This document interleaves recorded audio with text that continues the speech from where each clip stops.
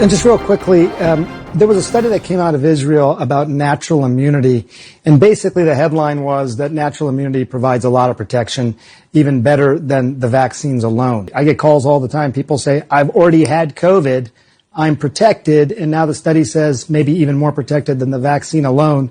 Should they also get the vaccine? How do you make the case to them? You know, that's a really good point, Sanjay. I don't have a really firm answer for you on that. That's something that we're going to have to discuss regarding the durability of the response. The one thing the paper from Israel didn't tell you is whether or not, as high as the protection is with natural infection, what's the durability compared to the durability of a vaccine.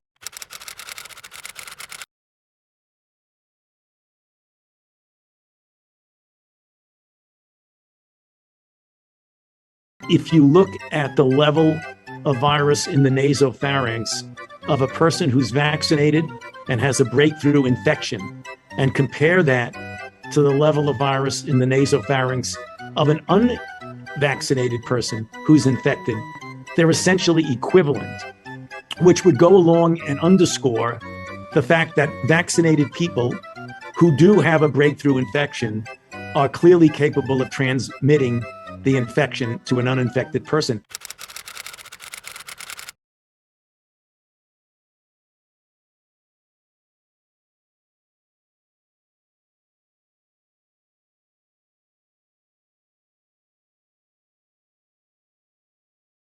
The current vaccines are not infection blocking. They're not broad, so when new variants come up, you lose protection, and they have very short duration.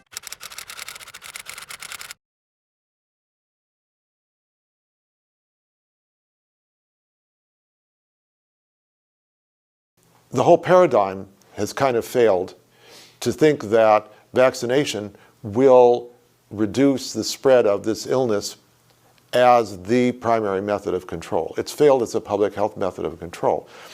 And CDC actually admitted to this and agreed to this.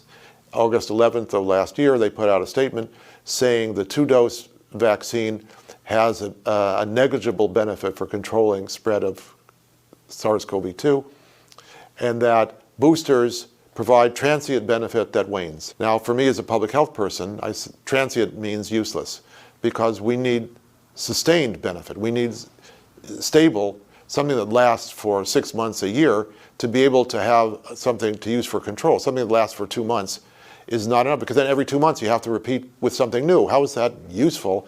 You know, especially if there's potential hazards from the treatment that you're applying, the vaccine that you're applying. You can't do that level of risk benefit every 2 months. And so it's not a sustained measure that works for public health. So they said at that point that the vaccines have failed as a measure of public health. The only real government interest is controlling spread, so that people who don't want to be infected get protected from being infected. But since it doesn't work for that, then there's no more government interest in all this. There's no more mandate interest, you know, according to rational reasoning. The CDC also said that there's no difference in any of the ways that you manage vaccinated and unvaccinated individuals. Testing, quarantine if they're infected or test positive, masking, any of those things, that vaccinated and unvaccinated people should not be treated with any differences. And that's crucial for the government to have admitted that is an official statement that all of this has failed.